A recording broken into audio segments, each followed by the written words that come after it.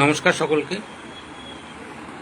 আজকে আমরা দেখলাম রাজ্য বাজেট, নতুন সরকারের প্রথম বাজেট আমরা দেখতে পেলাম। সেখানে দাঁড়িয়ে আমাদের হতাশা অবশ্যই রয়েছে, তবু আমি আপনাদের সকলকেই অনুরোধ করব, হতাশ হবেন না। প্রাথমিক স্তরে সরকার অবশ্যই নতুন এসেছে, আসার পর তাদের হয়তো সবটা গুছিয়েও উঠতে পারিনি এখনও, কারণ এক সপ্তাহ আগে সমস্ত মন্ত্রীরা তারা তাদের দপ্তরে জয়েন করেছে, ফলে তাদের সময় একটু দিতেই হয়।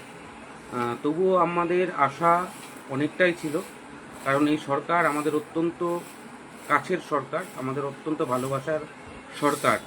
দীর্ঘ 15 বছর ধরে যে রাজত্ব চলছিল, সেই রাজত্বকে উৎখাত করে আমরা এই সরকারকে নিয়ে এসেছি, এবং সবচাইতে বেশি ভূমিকা যাদের ছিল তার মধ্যে অন্যতম আমরা। এবং আমরা প্রত্যক্ষভাবে এই বিগত সরকারকে বদল আনার ক্ষেত্রে আমরা ভূমিকা গ্রহণ করেছি। 2021 সালেও আমরা সরকার বদলের ডাক দিয়েছিলাম, ব্যর্থ হয়েছি। 2026 সালে আমরা সফল হয়েছি, এবং একটা রাষ্ট্রবাদী সরকার, আমাদের কাঙ্ক্ষিত ভালোবাসার সরকারকে আমরা ক্ষমতায় নিয়ে এসেছি। তাই তাদের কাছে আমাদের প্রত্যাশা, তাদের কাছে আমাদের চাওয়া চাহিদা অনেকটাই বেশি ছিল। তো সরকার তার ধার কাছ দিয়ে যায়নি, সেটা বলার অবকাশ রাখে না। তবুও মাননীয় মুখ্যমন্ত্রী তিনি হাজার কাজ ফেলেও, বিধানসভার সমস্ত কাজ সেরেও তিনি যে সাংবাদিক বৈঠক করেছেন, সেখানে আমাদেরকে আশ্বস্ত করেছেন, এবং খুব শীঘ্রই তিনি আমাদের বিষয়টাকে আবারও নতুন করে ভাববেন, এই বার্তা তিনি আমাদেরকে জানিয়েছেন, এবং নাম উল্লেখ করে শুধুমাত্র আমাদের কথাই তিনি বলেছেন। এটা অত্যন্ত তাৎপর্যপূর্ণ বলে আমি মনে করছি। আমরা সরকারে আসার পর মাননীয় মুখ্যমন্ত্রীর সঙ্গে দুবার নন্দীগ্রামে দেখা করেছি। খুব বেশি আলোচনা কথা কিন্তু আমাদের সঙ্গে হয়নি, কারণ চরম ব্যস্ততা। আর এই যে 1-1.5 মাস আগে সরকার ক্ষমতায় এসেছে, আমরা দেখেছি মাননীয় মুখ্যমন্ত্রী কিভাবে গোটা রাজ্য শুধু ছুটে বেড়াচ্ছে, এমনটি নয়, তিনি হাফবেলা দিল্লি থাকছেন, হাফবেলা পশ্চিমবঙ্গে থাকছেন। ফলে তার পক্ষে এতগুলো বিষয় হয়তো গুছিয়ে ওঠাও সম্ভব হয়নি বলে, তবুও তিনি আমাদের বিষয়টাকে গুরুত্বের সঙ্গে দেখেছেন বলবো। তিনি আবারও আশ্বস্ত করেছেন যে অচিরেই আমাদের বিষয়টা তিনি আবারও দেখবেন। সেটা অত্যন্ত ভালো লেগেছে, এবং সরকার যে আমাদের কথা ভোলেননি, মাননীয় মুখ্যমন্ত্রী তিনি যে আমাদের কথা ভোলেননি, এবং হয়তো তিনি বুঝেছেন যে এই সামান্য ভাতা বৃদ্ধিটা আমরা মেনে নিতে পারছি না, সে আন্দাজও তিনি করেছেন, সে আঁচও তিনি পেয়েছেন। অতএব তার ভুল সংশোধন করার জন্যই হোক, বা আমাদের কথা পুনর্বিবেচনা করার কথা হয়তো তিনি ভাবছেন বলেই পরবর্তীতে তিনি সরাসরি বিবৃতি দিয়েছেন। তাই আমি মাননীয় মুখ্যমন্ত্রীকে সামান্যতম হলেও আমাদের কথা যেটা ভেবেছেন তার জন্য আমরা তার কাছে কৃতজ্ঞতা এবং ধন্যবাদ জানাচ্ছি। কিন্তু এতে আমরা সন্তুষ্ট নই, সেটাও আমরা পরিষ্কার করে তার কাছে সে বার্তা আমরা পৌঁছে দিয়েছি অলরেডি, আগামী দিনেও দেব। এবং এই সরকারের প্রতি আমরা আবারও আস্থা রাখছি, আরও আস্থা রাখছি, এবং আমার বিশ্বাস যে আমি আপনাদের যে কথা বলেছিলাম যে শুভেন্দু অধিকারী মমতা বন্দ্যোপাধ্যায় হবেন না, তাই তিনি যে ধীরে ধীরে যে কথাটা বলেছেন, সেই ধীরে ধীরে কথাটা যাতে দীর্ঘায়িত না হয়, সেটা আমরা নিশ্চয়ই দেখব, আমরা সকলে মিলে সেটা দেখব, এবং যত দ্রুত এই ধীরে ধীরে ব্যবস্থাটা শেষ হয় সেটা আমরা অবশ্যই নজরে রাখব। এবং আমাদের পুরো সংগঠন যেভাবে এই 1.5 মাস সরকারের সঙ্গে লেগেছিল আমাদের অর্থনৈতিক উন্নতির জন্য এবং সার্বিক ডেভেলপমেন্টের জন্য, আমরা আবারও সেই লড়াই আমরা জারি রাখছি। আগামীকাল থেকেই আমরা বিভিন্নভাবে চেষ্টা করব যাতে এই সিদ্ধান্ত পুনর্বিবেচনা হয়, অথবা অচিরেই আমাদের ভাগ্য বদল হয়, এবং আমাদের যে মূল দাবি পে স্কেল, সেটা যাতে কার্যকরী হয় সে বিষয়ে আমরা সক্রিয় ভূমিকা গ্রহণ করব। আমি আপামর সাথীদের অনুরোধ করব, আপনারা কেউ হতাশ হবেন না। আপনারা যেমনভাবে কাজ করছিলেন সেরকমভাবে কাজ করুন। দেখুন, সবার যে স্যালারি হাইক হয়েছে তা নয়, গুটি কয়েক শ্রেণীর ডিপার্টমেন্টের তাদেরই কিন্তু শুধুমাত্র ভাতা বৃদ্ধি হয়েছে, কারোর 2000, কারোর 5000। তো তার মধ্যে আমরা পড়েছি, অতএব পরীক্ষা আমরা যে খুব খারাপ দিয়েছিলাম তা নয়, কিন্তু নম্বরটা অবশ্যই কমে গেছে। সেটা যাতে আগামী দিনে আমরা ঠিকঠাক করতে পারি, সেটা আমরা নিশ্চয়ই আমরা দেখব। এবং আমরা ঠিক যেমনভাবে বিগত দিনে সমস্ত এমএলএদের কাছে সম্বর্ধনা দিয়েছি, তার ফল আমরা এবার চাইব, তার রেজাল্ট আমরা এবার তাদের কাছ থেকেই চাইব। সেই মতো আমরা কিন্তু আমাদের আগামী দিনের যে পরিকল্পনা, সেই পরিকল্পনাগুলো আমরা অচিরেই নিচ্ছি এবং আগামীকাল থেকে আমাদের সমস্ত কর্মসূচিগুলো শুরু হচ্ছে। সবটা আমরা হয়তো বাইরে প্রকাশ করিনি বিগত দিনে, আগামী দিনেও সবটা করব না। কিছু কিছু বিষয় আমরা গোপনীয়তার সঙ্গেই করছি। আমি যে কথাটা বলেছিলাম যে পড়াশুনো করেই পরীক্ষা দিয়েছি, অবশ্যই পড়াশুনো করে পরীক্ষা দিয়েছিলাম বলেই মাননীয় মুখ্যমন্ত্রী তিনি তাকে আবারও বিবৃতি দিয়ে বলতে হয়েছে এবং আমাদেরকে বন্ধু সম্বোধন করেছেন। যদিও তাতে চিরে ভিজবে না সেটা উনি জানেন, অতএব তাকে আগামী দিনে অবিলম্বে তাকে আবারও ভাবতে হবে। আমি সে বার্তা ইতিমধ্যেই মাননীয় মুখ্যমন্ত্রীর দপ্তরকে জানিয়ে দিয়েছি, তাদেরকে বুঝিয়ে দিয়েছি। আগামী দিনে আমরা মাননীয় শিক্ষামন্ত্রীর সঙ্গেও আমার কয়েকদিন আগেই কথা হয়েছে, আবারও হবে, পারলে আজকে রাতেই কথা বলার চেষ্টা করছি। তো সব রকমভাবে আমরা চেষ্টা করব এবং মুখ্যমন্ত্রী, শিক্ষামন্ত্রী সকলকে আমরা সে বার্তা দেব। এবং মাননীয় মুখ্যমন্ত্রী যে কথা বলেছেন যে অন্যান্য স্টেটে কত কি স্যালারি, কি পরিস্থিতি আছে সেটা তার খোঁজ নেওয়া হয়নি। যদি তার প্রয়োজন আমরাই তার হাতে সবটাই তুলে দেব, আমাদের কাছে সমস্ত তথ্যই প্রায় আছে, তো সেগুলো আমরা তুলে দেওয়ার চিন্তাভাবনা করছি এবং আগামী দিনে আমরা নিশ্চয়ই আমাদের যে লক্ষ্য সেই লক্ষ্যে আমরা পৌঁছব। এবং আমাদের একমাত্র দাবি হচ্ছে বেতন কাঠামো, এবং সেই বেতন কাঠামো না পাওয়া পর্যন্ত আমাদের লড়াই। আমি আগেও বলেছি আপনাদের যে কী কারণে আমরা এখনো পর্যন্ত কোনো রাজনৈতিক দলের সঙ্গে মিশে যাইনি, সেটার পরিণতি আজকে আপনারা নিশ্চয়ই বুঝতে পারছেন যে কেন যাইনি, এবং আগামী দিনেও যাওয়ার কোনো পরিকল্পনা এই মুহূর্ত পর্যন্ত অন্ততপক্ষে নেই। অতএব আপনারা সকলে একত্রিত থাকুন, ঐক্যবদ্ধ থাকুন, জোটবদ্ধ থাকুন। যে কোনো সময় আমাদের হয়তো শক্তি প্রদর্শন করতে হতে পারে, তার সে বিষয়টাও আমরা ভেবে রাখছি। যেভাবে আমাদের বিভিন্ন ব্লক কমিটিগুলো গঠন হচ্ছিল, আমরা আগামী মাস থেকে সবকটা জেলার সম্মেলন করে আমরা জেলা কমিটিও গঠন করব। একটা জিনিস মনে রাখবেন, এই যে ভাতা বৃদ্ধি আমাদের হয়েছে সেটা কিন্তু আমাদের আন্দোলনের একটা রসদ হয়ে দাঁড়ালো। ইতিপূর্বেও আপনারা দেখেছেন যে আন্দোলন ছাড়া কিন্তু কোনো সরকার আমাদের কথা শোনেননি, এ সরকারও হয়তো শুনবেন না। তাই সেই বিষয়টাও আমাদেরকে মাথায় রাখতে হচ্ছে, মাথায় রেখে আমরা চলছি। ঠিক সেরকমভাবে সংগঠনকে আমরা একদম গ্রাসরুট আমরা তৈরি করছি, আর সেই আঁচ আমরা আগে থেকেই কাজ শুরু করে দিয়েছি।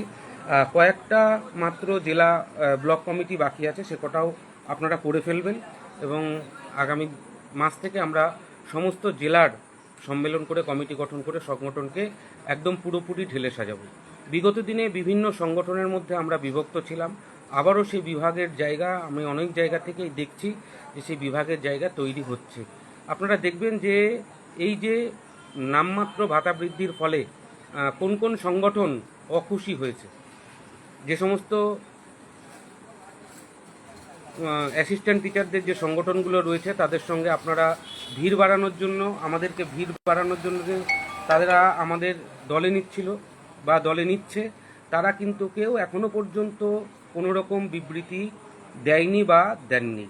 অতএব তারা তাদের যে 20% দিয়ে সেটা পাওয়াতেই তারা কিন্তু খুশি। তারা অলরেডি সরকারকে আগেভাগে ধন্যবাদ জানিয়ে দিয়েছে, তখন কিন্তু আপনার কথা তাদের একবারও মনে পড়েনি, মনে নেই এখনো পর্যন্ত। আমার তো মনে হয় না কোনো সংগঠন চুক্তিভিত্তিক আমাদের বিষয় নিয়ে কোনো রকম ক্ষোভ প্রকাশ করেছে, বরং তারা খুশি হয়েছে।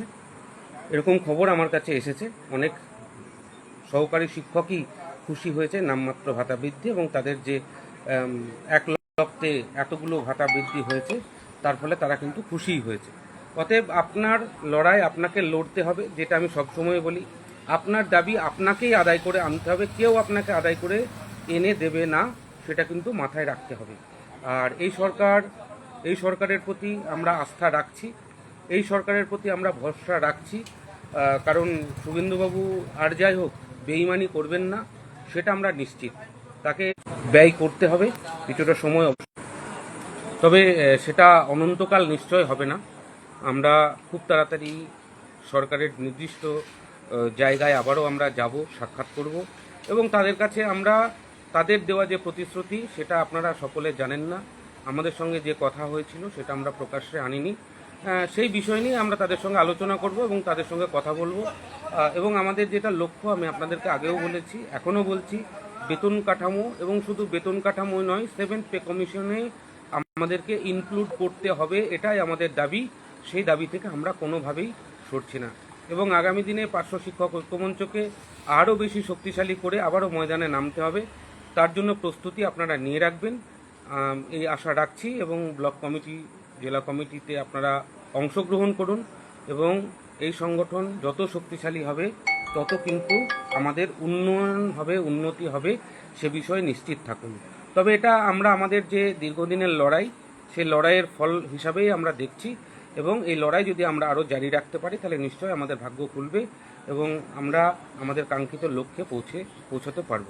আগামী দিনে যে সমস্ত কর্মসূচিগুলো নেওয়া হবে সেই কর্মসূচিতে আমরা যদি 100% না হলেও 80-90%ও যদি আমরা উপস্থিত হতে পারি তাহলে পারে দোল হবে। আমরা বিগত দিনে যে লড়াই দিয়েছি সে লড়াই কোন জায়গায় পৌঁছেছিল, কোন জায়গা অবধি আমরা পৌঁছাতে পেরেছি সেটা আপনারা দেখেছেন। তার ফলশ্রুতি কিন্তু আজকের এই নামমাত্র 5,000 টাকা হলেও সরকার ভাবতে বাধ্য হয়েছে। আগামী দিনে যদি আমরা এ ধরনের লড়াই আরও দিতে পারি নিশ্চয়ই সরকার আমাদের কথা ভাববেন, সে বিষয়ে আমি সম্পূর্ণরূপে আশাবাদী। আমরা আমাদের যে আন্দোলন, সেই আন্দোলন আমাদের জারি থাকবে। আমাদের যে লক্ষ্য, সেই লক্ষ্য উদ্দেশ্য থেকে আমরা কোনোভাবেই সরছি না, কোনোভাবেই সরব না। আমাদের ট্রান্সফারের দাবি যেমনভাবে থাকছে, অচিরেই আমরা শিক্ষামন্ত্রী বা মুখ্যমন্ত্রী আলোচনা করব এবং সেই আলোচনার মধ্যে দিয়েই আমরা সেই সমস্ত দাবিগুলো আদায় করে আনতে পারবো। যে সমস্ত পার্শ্ব শিক্ষকরা রিটায়ারমেন্ট করেছেন বা অচিরেই করবেন তাদের কথাও আমরা ভেবেছি, তাদের জন্য আমাদের প্রস্তাব সরকার বাহাদুরের কাছে পৌঁছে দিয়েছি। তারাও আমাদের পাশে থাকবেন, আমাদের সঙ্গে থাকবেন, তাদেরকে নিয়েও আমরা বিকল্প চিন্তাভাবনা করছি। অতএব এখনই খুব হতাশ হওয়ার মতো পরিস্থিতি হয়নি। আপাতত হয়তো যে ভাতা বৃদ্ধি হয়েছে তাতে হয়তো আমাদের ডাল ভাতটা অন্তত পক্ষে জুটবে। যেভাবে পার্শ্ব শিক্ষক সাথীরা ওষুধ কেনার পয়সা পাচ্ছেন না, ছেলে মেয়ের লেখাপড়া করতে পারছেন না, সেখানে হয়তো খানিকটা সুরাহা মুখ আমরা হয়তো দেখতে পাবো। যদিও এটা আরেকটু যদি বেশি অন্ততপক্ষে দিত তাহলে পরে অবশ্যই আমরা খুশি হতাম। অন্ততপক্ষে 10,000 টাকাও যদি দিত তাও আমরা একটু হাসি মুখে চলতে পারতাম। যেখানে দাঁড়িয়ে অ্যাসিস্ট্যান্ট টিচারদের আগামী অক্টোবর মাস থেকে মোটামুটি 15 থেকে 20,000 টাকা এক লাফে বেড়ে যাচ্ছে, সেখানে দাঁড়িয়ে পার্শ্ব শিক্ষকদের মাত্র 5,000 টাকা বৃদ্ধি সত্যিই মেনে নিতে পারছি না। তবুও আমরা সরকারের প্রতি আস্থা রাখা ছাড়া কোনো উপায় নেই। আমরা মাননীয় মুখ্যমন্ত্রী শুভেন্দু অধিকারী এবং আমাদের শিক্ষামন্ত্রী মাননীয় দীপক বর্মন মহাশয়, তার প্রতি আস্থা রাখছি। তারা নিশ্চয়ই আমাদের কথা ভাববেন এবং আমাদের কথা, আমাদের কাজ, আমাদের স্কুলে আমরা যেভাবে দায়িত্ব পালন করি সেগুলো ভেবে তারা তাদের সিদ্ধান্ত পুনর্বিবেচনা করবেন, এই আশা আমি রাখছি। সকলে ভালো থাকবেন, সুস্থ থাকবেন। পার্শ্ব শিক্ষক ঐক্যমঞ্চ জিন্দাবাদ, পার্শ্ব শিক্ষক ঐক্যমঞ্চের লড়াই জিন্দাবাদ। আজকে আমরা আবারও লড়াইয়ের মাধ্যমে কিছু পাওয়া যায় এবং অরাজনৈতিক লড়াইয়ের মাধ্যমেই আমরা কিছু করতে পারি, সেটা আবারও প্রমাণ করতে পেরেছি। যদিও আরেকটু সকলে ভালো থাকবেন, সুস্থ থাকবেন আর এত ফোন করেন না, আমি আর নিতে পারছি না। জাস্ট অনেক নিজেরও কাজ থাকে, নিজেরও চাপ থাকে। ফোন কম করুন, মেসেজ করুন। আমি সমস্ত মেসেজের উত্তর দিই হোয়াটসঅ্যাপে। মেসেঞ্জারে কেউ মেসেজ করবেন না দয়া করে, মেসেঞ্জার আমি খুব কম খুলি। সকলে ভালো থাকবেন। আপনার মতো আমাদেরও দুরবস্থা রয়েছে, চাপ আপনাদের হয়তো একার চাপ, আমার কিন্তু 42,000-এর চাপ। আমি পার্শ্ব শিক্ষকদের ছেড়ে কখনো যাইনি আর এই পরিস্থিতিতেও যাব না। যতক্ষণ পর্যন্ত আমাদের মূল লক্ষ্যে আমরা পৌঁছতে না পারবো ততক্ষণ পর্যন্ত আমি আপামর পার্শ্ব শিক্ষকের সঙ্গে আছি। মনে রাখবেন, প্রথম বাজেটে আমরা 5,000 হলেও পেয়েছি, অনেকেই কিন্তু পাইনি যাদের পাওয়া উচিত ছিল। আমি বিশেষ করে এমএসকে আমাদের অফিস স্টাফ যারা রয়েছে, ম্যানেজমেন্ট স্টাফ যারা রয়েছে, তাদের কিন্তু এখনও পর্যন্ত ভাতা বৃদ্ধি হয়নি। আমি চাই তাদের দিকটাও সরকার দেখুক, তাদের কথাও সরকার ভাবুক, কারণ তাদেরও সংসার রয়েছে, তাদেরও ছেলে মেয়ে রয়েছে। সিভিক ভলেন্টিয়ার ভাইদের মাত্র 2,000 টাকা ভাতা বৃদ্ধি, ভাগটাই কিন্তু পুরুষ যারা সিভিক ভলেন্টিয়ার রয়েছে, ফলে তাদের পুরো সংসারটা তাদের ঘাড়ের ওপর দিয়ে চলে। তাদের কথাও আরেকটু ভাবা উচিত ছিল বলে আমি মনে করি। নিশ্চয়ই আগামী দিনে সরকার এগুলো ভাববেন। সরকার নতুন এসেছেন, হয়তো সবটা গুছিয়ে উঠতে বা বুঝে উঠতে পারেননি, তাই হয়তো এরকম পরিস্থিতি একটা তৈরি হয়েছে। আর সমস্ত বিষয় নিয়েই একটা হ্যাপাজার্ড পরিস্থিতি কিন্তু এই মুহূর্তে চলছে, আগামী 2-3 মাস এটা চলবে। তো আমরা সরকারের সঙ্গে থেকে সেগুলোর মোকাবেলা করার চেষ্টা করব। আমরা সরকারের পাশেই থাকছি এবং সরকারের প্রতি আস্থা রাখছি। মাননীয় মুখ্যমন্ত্রী শুভেন্দু অধিকারী তার সঙ্গে পার্শ্ব শিক্ষকদের যে হৃদয়ের সম্পর্ক, সেটা তিনি ভোলেননি, আজকে সেটা প্রমাণ পেয়েছি। আগামী দিনে তিনি ভুলবেন না এবং আমাদের সাথে আমাদের পাশে থাকবেন, এই আশা রাখছি। সকলে ভালো থাকবেন, সুস্থ থাকবেন। ধন্যবাদ।